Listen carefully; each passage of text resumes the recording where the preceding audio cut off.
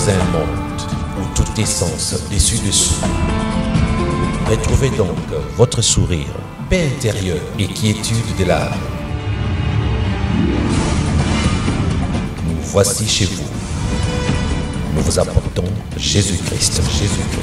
Notre mission, l'évangélisation par la voie des médias. Retrouvez-nous tous les jours sur ces numéros +243 81 75 39 500. Christianity Church, l'église chrétienne. Nous sommes la fréquence céleste.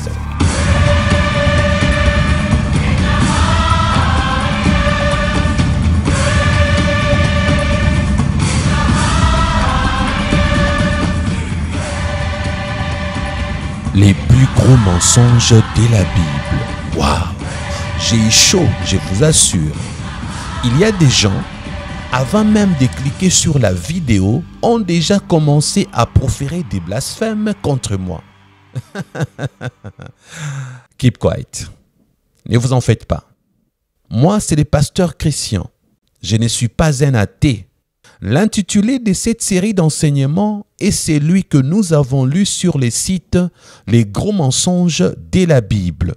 Frères et sœurs, c'est à cause de ces sites-là que nous avons décidé de réagir pour éclairer le peuple de Dieu partout dans le monde. Selon ces gens-là, la Bible contient ces trois choses. 1. Les gros mensonges. 2. Les contradictions. 3. Les plagiats. Ils sont même arrivés à conclure que Jésus-Christ n'a jamais existé, frères et sœurs. En plus, ils ont pu convaincre beaucoup de gens en leur faisant croire que la Bible n'est pas la parole de Dieu.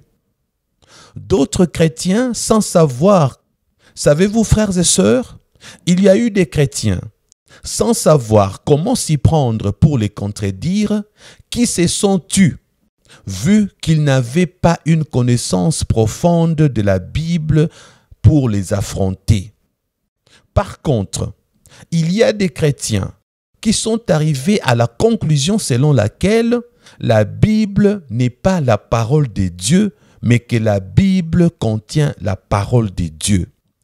Toujours à cause de ces gens-là, il y a beaucoup d'athées aujourd'hui qui publient des choses sur Internet. Parce que, comme vous le savez, l'Internet dirige aujourd'hui le monde. Le monde est devenu un petit village. J'ai des gens qui habitent le Canada, les États-Unis, voire l'Europe et une partie de l'Afrique, qui m'avouent qu'ils restent chez eux à la maison et prient à la maison en utilisant YouTube, en suivant des vidéos de multiples prédicateurs de la parole de Dieu. Mais comme vous le savez, il y a un peu de tout sur YouTube. Il y a des pasteurs sorciers, il y a des pasteurs marabouts, il y a des évangélistes magiciens, il y a des docteurs satanistes. Bref, il y a un peu de tout sur Internet. Sans oublier, il y a des témoins de Jéhovah, il y a des monistes, il y a des branhamistes, kimbanguistes, pentecôtistes, il y a des catholiques, il y a des protestants. Pour ne pas continuer la liste, je veux seulement conclure en disant il y a tout sur Internet. Laissez-moi ajouter, il y a les unicitaires, ceux qui disent que Dieu, c'est lui-même qui s'était fait Jésus, il est venu sur terre et il est mort pour nos péchés. Ensuite, il est rentré au ciel, il est revenu et il s'est fait appeler le Saint-Esprit. Il y a d'autres qui parlent de la Trinité, que Dieu a envoyé Jésus, et puis Jésus est rentré au ciel, et puis il a envoyé le Saint-Esprit, et que les trois sont trois personnes distinctes en Dieu. Frères et sœurs, sur Internet, il y a tout sauf rien. Et je me suis dit, celui qui s'était est l'ami de celui qui détruit. Pour ne pas me taire, j'ai donc décidé de faire une série d'enseignements pour vous démontrer et vous prouver que dans la Sainte Bible, dans les Saintes Écritures, les contradictions, les plagiats, ainsi que le gros mensonge n'existent pas. Et ça, c'est l'émission 0. C'est l'émission introductive. Sans plus tarder, voici quelques versets qu'ils ont publiés comme preuve que dans la Bible, il y a des mensonges et des contradictions. Ils ont pris Actes chapitre 9, verset 7 et Actes chapitre 22, verset 9. Dans ces deux passages, on nous parle de Paul sur la route de Damas. Frères et sœurs, lisons le premier passage, Acte 9, verset 7. La Bible dit « Et les hommes qui faisaient route avec lui s'arrêtèrent tout interdits, entendant bien la voix, mais ne voyant personne. » C'est là qu'il y aura un problème, frères et sœurs. Je veux d'abord signaler que dans Acte 9, 7, l'auteur dit ceci: « Ceux qui étaient avec Paul ont entendu la voix, mais n'ont vu personne. » Parce que ces jours-là, il y a eu une lumière et une voix qui avait retenti parce que Jésus était en train de parler à Saul, qui deviendra plus tard l'apôtre Paul. Maintenant, dans Acte 22, verset 9, lisons. Il est dit « Et ceux qui étaient avec moi virent la lumière, et ils furent saisis de crainte, mais ils n'entendirent pas la voix de celui qui me parlait. » Vous entendez ce que Paul dit? Donc ici, ils ont publié ces deux versets pour dire que la Bible s'est contredit. Comment le même auteur qui a écrit Actes des Apôtres, dans le chapitre 9 et le chapitre 22, il raconte la même histoire mais avec une contradiction. Pourquoi dans le chapitre 9 au verset 7, il dit qu'ils ont entendu la voix mais n'ont vu personne? Mais dans Actes 22, 9, l'écrivain du livre des Actes nous dit que, d'ailleurs, il fait parler Paul. Et ici, Paul qui dit, ces gens-là ont vu la lumière, mais sans entendre la voix. Pourquoi cette contradiction, frères et sœurs? Mais avant d'aller loin, pour être honnête avec vous, j'aimerais vous signaler déjà que les Bibles que vous et moi lisons ne sont pas des Bibles originales. Elles sont toutes traduites car la Bible originale n'a jamais été écrite en français ni en anglais. C'est pourquoi, pour résoudre la contradiction apparente de ces deux versets, je vais recourir à l'utilisation des textes originaux, frères et sœurs. Dans ces deux récits de la rencontre du futur apôtre Paul avec Christ sur le chemin de Damas, la contradiction paraît évidente. J'insiste, parce que, une fois, l'auteur des Actes affirme que le compagnon de Paul entendait la voix qui lui parlait, et quelques chapitres plus loin, dans son propre récit de l'événement, l'apôtre qui écrit les Actes des Apôtres déclare expressément le contraire. Frères et sœurs, nous trouvons-nous vraiment en face d'une erreur du texte biblique? Pasteur Christian, réponds-nous s'il te plaît. Oui, c'est ce que je veux faire. Voici déjà ma réponse avant de vous expliquer. Non, ce n'est pas une contradiction. Laissez-moi à présent vous le démontrer. Si nous jetons un regard sur le texte original de ces deux versets, nous allons constater que ce sont bien le même verbe grec, donc akouen, c'est affiché sur votre écran, et le même mot voix, en grec c'est phone, qui sont utilisés dans les deux textes. En revanche, la construction grammaticale est différente. Comment donc? Laissez-moi encore vous expliquer. Prenons 2 points. Le premier point, dans Actes chapitre 9, le mot voix est au génitif, c'est le cas normalement utilisé pour le complément du nom dans la langue grecque. Maintenant, deuxième point. Dans Actes chapitre 22, le mot « voix » est à l'accusatif. Quand je dis le mot « voix », je parle de la voix de la bouche, pas de la voix du chaman, pour ceux qui écoutent l'audio à la radio. C'est pourquoi je précise. Ceux qui regardent à la télé ou sur YouTube n'ont pas ces problèmes-là. Donc, pour le deuxième point, le mot « voix » est à l'accusatif. Et j'avais dit que le premier point, le mot « voix » était au génitif. D'accord? Avez-vous compris la différence? Donc, cette différence révèle deux nuances du verbe grec qui peut signifier entendre ou comprendre. Ce n'est pas fini. Laissez-moi enrichir encore. N'oubliez pas que nous sommes en train d'élucider la dite contradiction apparente qui se présente dans Actes chapitre 9 verset 7 qui dit qu'il entendit une voix, alors que dans Actes 22 9 on prétend les contraires. Je veux prendre encore 2 points pour enrichir les explications. Je veux prendre les 2 versets et le commenter pour la dernière fois. Je vais commencer avec Actes chapitre 9, verset 7. Notez que dans ces premiers cas, le texte dit ceci en grec. On va les lire en grec, s'il vous plaît. Bon, vous savez, c'est les grecs. Hein. Si je lis mal, comprenez-moi. Le plus important, c'est de comprendre. Parce que je ne parle pas grec. J'apprends, mais en tout cas, désolé. Alors, les textes disent ceci en grec. Akouon tes men tes phones. Notez que le mot voix, en grec, c'est phones. Retenez-le. Il est au génitif et signifie du bruit. Avez-vous compris? Il signifie quoi? Du bruit.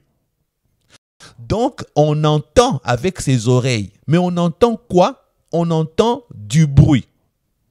Voilà pourquoi les hommes qui voyageaient avec Saul entendirent du bruit.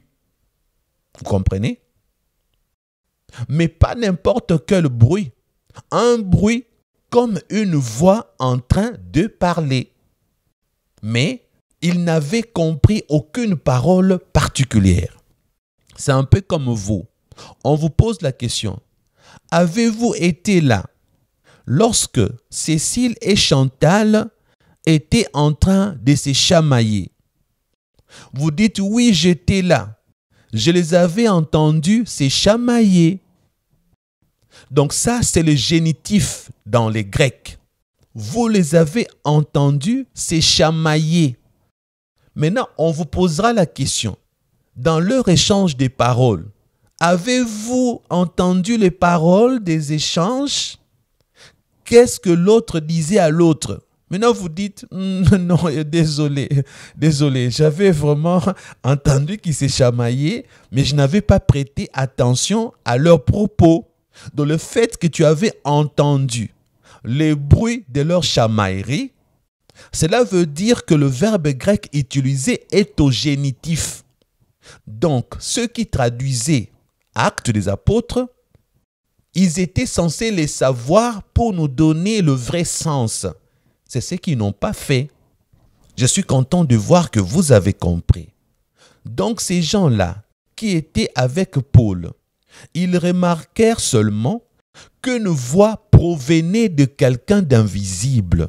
Mais ils ne pouvaient cependant pas comprendre les paroles, frères et sœurs. Donc si je comprends, je viens de vous faire comprendre ce que Actes chapitre 9, verset 7 est en train de nous dire. Alors, s'il nous était permis de retraduire Actes chapitre 9, verset 7, comment traduirions-nous? Nous dirons alors ceci. Avec ces explications, vous et moi traduisons à présent Actes chapitre 9, verset 7. Voilà ce que ça va donner. Regardez ce que ça va donner et écoutez avec vos oreilles. Et les hommes qui faisaient route avec lui s'arrêtèrent tout interdits, entendant le bruit de la voix mais ne voyant personne. Vous avez compris? Si on avait précisé qu'ils avaient entendu le bruit de la voix, mais sans voir quelqu'un, là, ça aurait été clair. Prenons maintenant Actes chapitre 22, verset 9. Dans ce deuxième cas, il est dit en grec ceci. Ten de phonen ouk ekousan. Vous avez entendu? Le mot voix, donc la voix, qui vient de la gorge. Ici, c'est phonen. Pour le premier cas, c'était phones. P-H-O-N-E-S. C'était le génitif. Ici, c'est phonen. P-H-O-N-E-N. Avec le génitif, c'était avec S à la fin. Maintenant, ici, avec l'accusatif, c'est avec N à la fin. Donc, le mot voix, pour Acte 22, 9, est à l'accusatif, frères et sœurs. Il s'agit ici des paroles prononcées individuellement. Comme pour dire, Paul, à qui le message était adressé, lorsque la voix a parlé, Paul a écouté individuellement le message que lui adressait la voix. Alléluia. Dites Amen. Voilà pourquoi les paroles qui sortaient de la voix qui parlait ne furent pas comprises par les hommes, contrairement à l'apôtre Paul à qui les messages étaient adressés. Amen. Ce qui vient d'être dit est confirmé par le mot « entendre ». Le mot « entendre » en grec, c'est « akouo ». Sachez que ce verbe peut être suivi d'un substantif désignant ce qu'on entend, qui est soit au génitif, soit à l'accusatif. Frères et sœurs, notez premièrement que le génitif est utilisé pour signaler que les gens peuvent écouter ce que vous êtes en train de parler, mais sans entendre ce que vous êtes en train de dire. Et deuxièmement, l'accusatif est utilisé pour préciser que ne peut entendre que celui à qui le message est adressé. Amen. En conclusion, retenez qu'en acte 9, le génitif est utilisé et qu'en acte 22, c'est l'accusatif qui est utilisé. C'est ça la différence et non la contradiction. Voilà. C'était notre enseignement numéro 0 sur la série que nous prévoyons sur le thème « Le gros mensonge de la Bible ».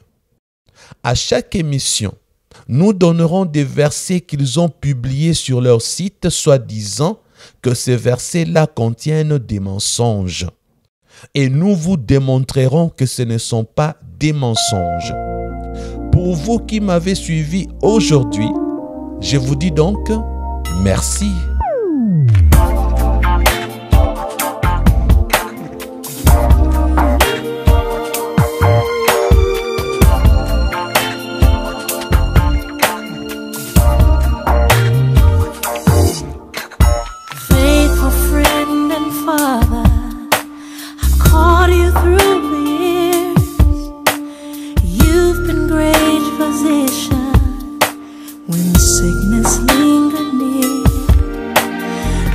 Distressing moments, your name is new and sweet.